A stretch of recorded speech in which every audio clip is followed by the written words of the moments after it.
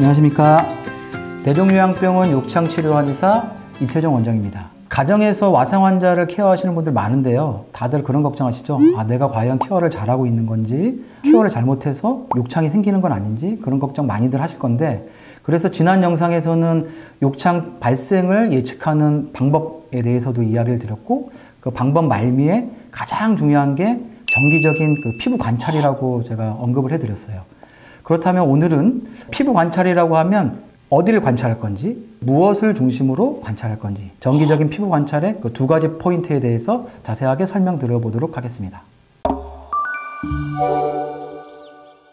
보호자분들 얘기를 듣다 보면 하루에 한 번 정도만 그 피부를 제대로 살펴봤더라면 하는 후회를 하시는 분들이 많이 있어요. 그만큼 정기적인 피부 관찰은 너무 중요합니다. 욕창을 예방하고 또 욕창의 발생을 조기에 발견하는 게 너무 중요하죠. 그러기 위해서는 하루에 한 번 이상 정기적으로 피부를 관찰하는 게 너무나 중요합니다.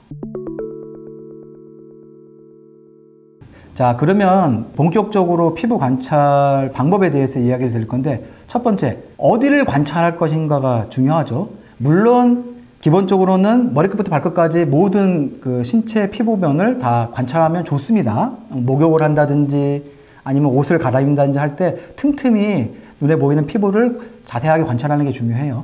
전신의 피부를 전반적으로 관찰하는 것도 중요하고 필요한데, 그것보다 더 중요한 거는 욕창 호발 부위가 있어요. 바로 뼈 돌출 부위죠.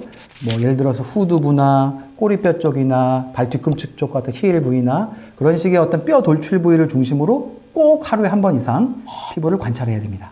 그리고 또 중요한 게 있는데, 이제 와상 환자분들 중에는 소변줄이 있다든지 수액이 들어가 있는 라인이 걸려 있다든지 그런 다양한 의료기기들, 이제 주로 배혈관이 해당되는데, 그런 라인이 지나가는 곳도 역시 욕창이 생길 수가 있어요.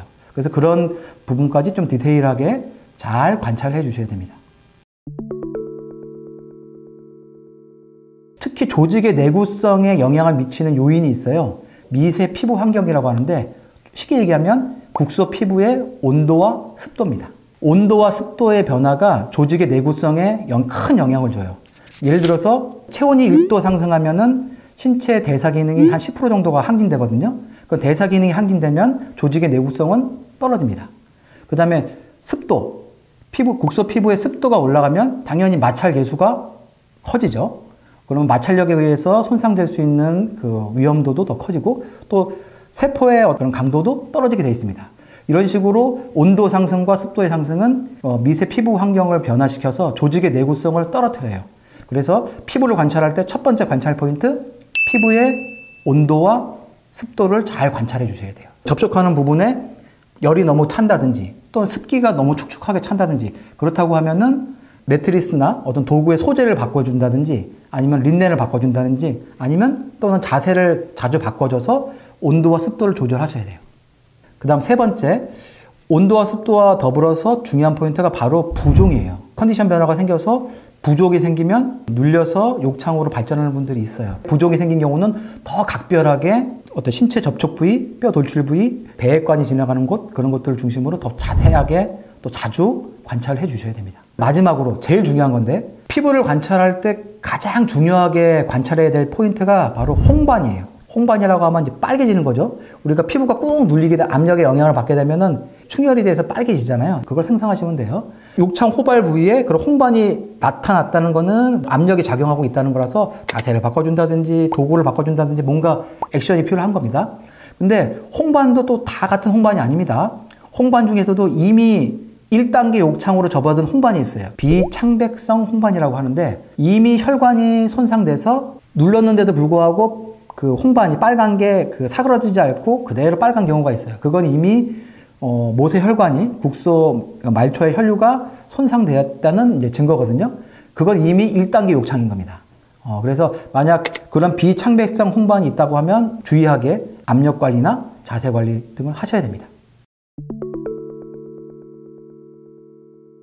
진료하다 보면 흔치 않은 케이스이긴 한데 그래도 알아두면 좋을 법한 내용이라서 말씀을 드리는데요.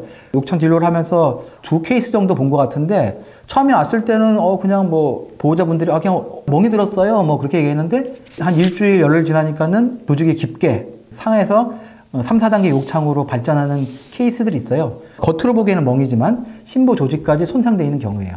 그러면 단순한 어떤 가벼운 질환인지 아니면 그런 심부 조직까지 손상된 건지 그럼 어떻게 구별합니까? 라고 질문할 수 있겠죠. 몇 가지 구별 포인트들이 있어요. 물론 정확하게는 초음파 같은 걸 해보면 심부 조직이 손상되어 있는 것들이 좀 명확하게 드러나긴 하는데 그런 몽자국이나 뭐 그런 것들이 보일 때마다 다 초음파할 수는 없잖아요. 이제 가장 간단하게 촉진을 통해서 기본적으로 감별할 수 있는 포인트들이 몇 가지가 있는데 첫 번째가 촉진했을 때 질감이 주변 조직하고 다릅니다. 이미 심부 조직까지 손상되어 있으면 진흙처럼 약간 물컹해진다든지 그런 식으로 주변 조직과 경도가 차이가 난다든지 두 번째도 중요한 포인트가 온도가 차이가 나요. 비접촉식 체온계 있잖아요. 체온계로 멍자국 같이 보이는 곳이랑 그 주변 피부랑 온도 차이를 찍어보면은 온도 차이가 나 있어요. 온도가 좀 떨어져 있습니다. 심부 조직까지 어느 정도 혈관이 상해 있고 조직이 상해 있어서 온도차가 생기는 거예요. 그런 식으로 주변 조직과의 어떤 촉진상의 어떤 차이, 그 다음에 주변 조직과의 온도 차이, 이런 것들을 가지고 요거는 단순한 멍이 아니라 심부에까지 손상이 있을 수 있겠구나 라고 의심을 해봐야 되고 그런 경우는 꼭 의료진의 상담을 받으셔야 합니다.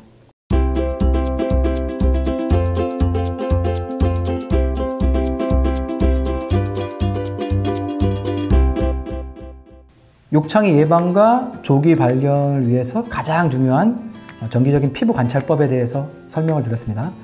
이 정기적인 피부 관찰법은 특히나 가정에서 와상 환자를 모시고 있는 보호자분들한테는 너무나 중요해요. 이 정기적인 피부 관찰만 제대로 이루어져도 대부분의 욕창을 예방하고 또 조기에 발견해서 적절한 치료로 이어질 수 있습니다.